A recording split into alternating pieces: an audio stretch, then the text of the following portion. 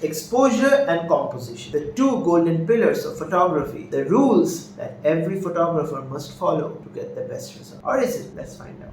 See, when I first joined my photography class, like everyone else, I was taught the rules of composition and exposure. And I assumed or was somewhat told or implied by others that these were the rules that I absolutely have to follow to get the best of my images. And I did follow them. And I did get some great results, one of which is on this screen if you can see it. But I must admit there was something that was bothering me. Even after following all the rules, I wasn't quite getting the results I wanted, or I wasn't quite getting the results I wanted as frequently as I wanted. So there was this little bit of dissatisfaction in me, which was solved, interestingly, by a story. The other day, I was reading a story by Mr. William Sidney Porter, commonly known by his pen name O. Henry. It is called The Gift of the Magi. One thing struck me. The story starts with $1.87 and a full stop. Now, any one of you that knows anything about the English language would know that $1.87 is not a sentence. It does not convey a full sense and it doesn't have a verb. But the full stop is still there. Did an author of his caliber make a mistake? Maybe not. You see, the full stop forces you to take a pause, to breathe,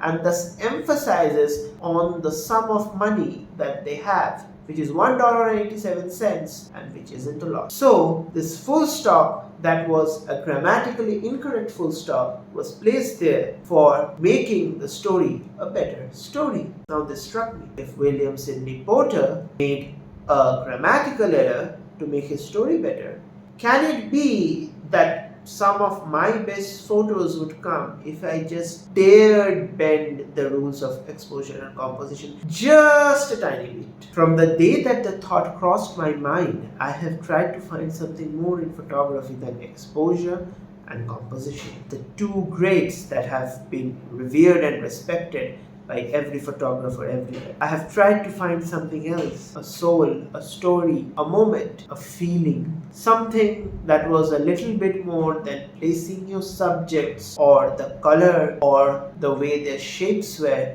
or something that was not related to whether it was a pattern or a pattern break. And my photos have improved, or at least I feel that I am a better photographer. But some of my viewers will definitely say, well, if your photo looks good, it must be under some kind of composition rule, because action, movement, emotions are all part of composition in photography. And that, my friend, is exactly the point. You see, photography is a visual art, just like painting, and therefore we have been doing it long before the rules have come across. And one day when photography came, we took the first shots before the rules of composition, which were in terms derived from the rules of painting, came to photography. So what does that mean? What it means is the rules were there to enhance your creativity and not limit it. The rules are only as good to you as they're enhancing and making your creativity better.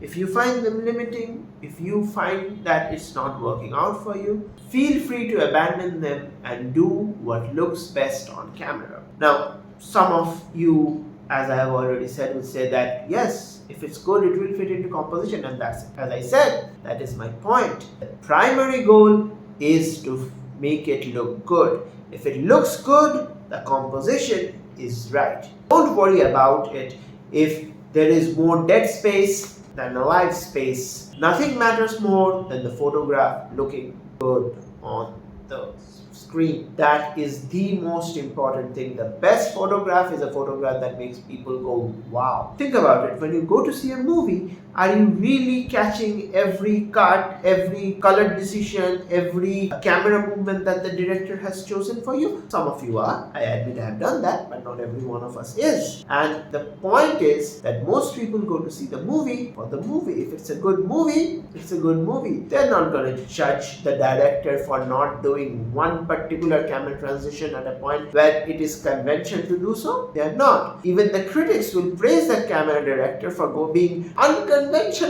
with a new camera movement or a new color grade or a new framing for that matter.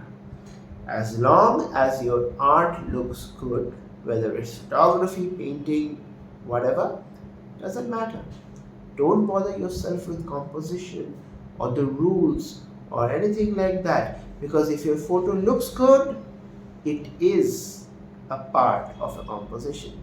Some things that you might not know, something that you may know but might have forgotten, and something that makes things looks good because it has broken it. Maybe it's a different emotion.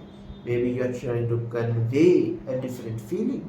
I don't know. You know. If you know and the photo looks good to you and what you want to convey, it's a good photo. Thank you and happy shooting. See you in the next one.